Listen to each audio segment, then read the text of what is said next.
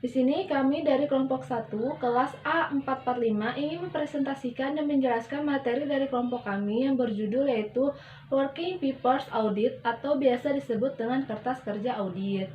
Nah, sebelum kita lanjut ke materi, di sini saya akan memperkenalkan diri terlebih dahulu siapa saja anggota dari kelompok 1. Yang pertama terdiri dari Alif Rizky Maulana, yang kedua ada Ali Nurseha, yang ketiga ada Alif Muharram Basyarudin, yang keempat ada Alfi Nabila Zain, yang kelima ada Andrean Rega Saputra, yang keenam ada Andri Filah Arandi, yang ketujuh ada Asrofi, dan yang terakhir dengan saya sendiri yaitu Andros Tuti. Nah, baik teman-teman, di sini saya akan menjelaskan materi pembahasan pertama yaitu tentang pengertian dari kertas kerja audit itu sendiri. Apa sih kertas kerja audit itu? Nah, di sini saya akan menjelaskan kertas kerja audit yaitu berupa dokumentasi yang berisi catatan-catatan informasi yang diperoleh dan analisis yang dilakukan selama proses audit itu berjalan dan disiapkan sejak auditor mulai penugasan sampai selesai proses audit. Nah, materi selanjutnya di sini saya akan menjelaskan 6 langkah-langkah dokumentasi dalam proses audit. Apa saja sih langkah-langkah tersebut? Yang pertama yaitu ada audit plan. Nah, audit plan ini termasuk dalam audit program yaitu berupa perencanaan auditor sebelum melakukan penugasan. Nah, yang kedua yaitu ada pelaksanaan audit dan evaluasi kecakupan dan efektivitas internal control system, yang dimana penyajian dan evaluasi terhadap kecakupan dan efektivitas sistem pengendalian internal itu terjadi. Nah, yang ketiga di sini yaitu ada audit prosedur yang dilakukan yang berupa berisi informasi yang diperoleh dan kesimpulan yang dibuat. Prosedur audit yang dilakukan, informasi yang diperoleh, analisa yang dibuat, dan kesimpulan yang dicapai oleh auditor itu tersendiri bagaimana. Nah, yang keempat di sini ada review kertas kerja oleh supervisor. Yang kelima yaitu audit report atau pelaporan hasil audit. Dan yang terakhir yaitu ada follow up dan tindakan perbaikan atau mentoring tindak lanjut terhadap hasil audit itu tersendiri bagaimana. Nah, selanjutnya materi pembahasan selanjutnya akan dijelaskan oleh teman saya. Selanjutnya, saya Alfi Nabila Zain ingin menjelaskan tentang fungsi kertas kerja audit. Fungsi kertas kerja audit bertujuan untuk yang pertama, mendukung audit report. Yang kedua, menyimpan informasi yang diperoleh auditor. Yang ketiga, mengidentifikasi dan mendokumentasikan audit finding. Yang keempat, mendukung pembahasan dengan karyawan operasional. Yang kelima, menjadi dasar supervisor, mereview kemajuan dan penyelesaian audit. Yang keenam, memberi dukungan dan bukti terkait dengan kecurangan, tuntutan hukum, dan klaim asuransi. Yang ketujuh, menjadi sarana bagi auditor eksternal dalam evaluasi pekerjaan auditor internal. Yang ke-8, menjadi referensi untuk proses lebih lanjut. Yang ke-9, membantu memfasilitasi per-review. Halo, nama saya Alif Muharram Basyarudin. Saya dari kelompok 1 dari mata kuliah internal audit. Dan saya dari kelas 05 Sakpe 008 atau ruang 445. 1. Mengikuti bentuk dan susunan konsisten. 2. Biasanya auditor internal memiliki format yang telah distandarisasi. Penyusunan kertas kerja harus memenuhi kriteria: A. Rapi, terkait dengan kecermatan dan profesionalisme. B. Seragam, ukuran, tampilan, format yang standar. C. Jelas dan mudah dipahami. D. Relevan, terkait langsung dengan tujuan audit dan cukup material. E. Ekonomis, terhindar dari hal yang tak perlu. F. Cukup, tidak ada yang tertinggal atau terlewat. G. Sederhana, tidak bertele-tele dan dihindari makna ganda. H. Logis, reasonable. Assalamualaikum warahmatullahi wabarakatuh. Saya Alif Rizky Maulana. Di sini saya akan menjelaskan tentang ringkasan segmen-segmen audit. Di antaranya yaitu 1. Ringkasan statistik. 2. Ringkasan rapat. 3. Ringkasan audit program. 4. Ringkasan temuan atau finding.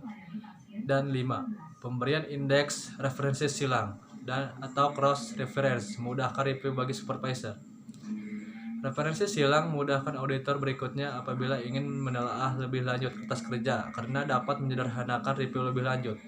meningkatkan hasil akhir atau audit report, dan pemberian indeks sebaiknya sederhana dan fleksibel. Assalamualaikum warahmatullahi wabarakatuh. Perkenalkan, saya Andre Velarandi dari kelompok non-audit. Di sini saya akan menerangkan kinerja kertas kerja.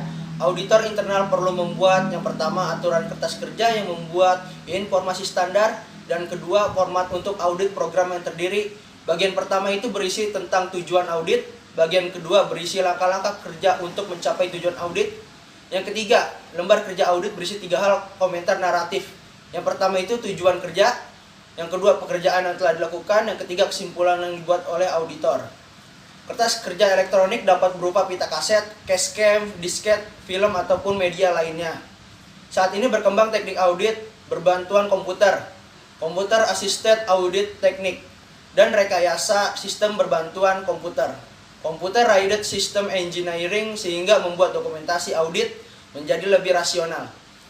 Lembar proforma terpisah digunakan untuk interview, berisi pihak yang diinterview, diberi lokasi, tanggal, waktu mulai interview dan berakhirnya interview.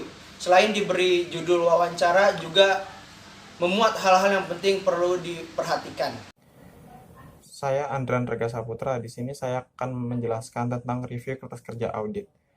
Pengawas mereview kertas kerja audit dengan mencantumkan inisial serta tanggal.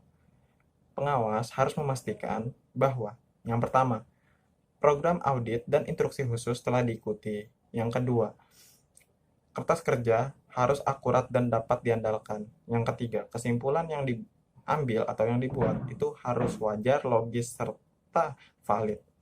Yang keempat, tidak ada langkah kerja yang belum dilakukan audit.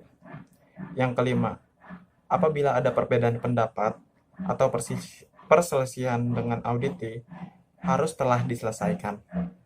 Keenam, aturan-aturan yang ditetapkan oleh organisasi audit harus telah diikuti.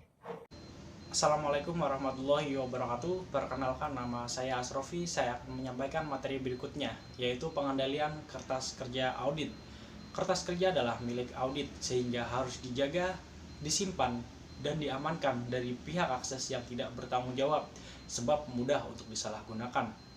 Jikapun ada pihak luar ingin mengakses kertas kerja tersebut seperti auditor eksternal, maka harus mendapatkan persetujuan dari pihak yang berwenang. Pengendalian elektronik working paper dilakukan oleh audit internal, begitu pula jika ada perubahan. Cara membuat kertas kerja pada apapun kondisinya, audit internal harus membuat kertas kerja sesuai dengan standar profesional, yaitu menunjukkan proses audit. Yang pertama adalah apa yang akan dilakukan, yang kedua adalah apa yang telah dilakukan, yang ketiga adalah dari mana bahan atau sumber diperoleh, yang keempat adalah metode yang digunakan, yang kelima adalah audit findings, dan yang terakhir adalah kesimpulan. Selanjutnya, kepemilikan kertas kerja audit. Kertas kerja yang tidak digunakan harus dibuang. Hal-hal terkait dengan kontraktual hukum harus disimpan. Dokumentasi sebagai bukti kepatuhan terhadap US Foreign Currency Broadcast harus disimpan. Terpisah beberapa kertas kerja termasuk dokumentasi permanen yang mengandung informasi yang terus-menerus digunakan. Kertas kerja menjadi milik organisasi audit yang memberikan penugasan kepada auditor internal apabila diperlukannya di sidang pengadilan, misalnya kasus kecurangan. Kadang-kadang kertas menjadi bukti faktual. Di USA, kertas kerja audit internal harus diserahkan ke kantor pajak. Sekian presentasi kelompok 1. Bila ada kesalahan mohon maaf. Wassalamualaikum warahmatullahi wabarakatuh.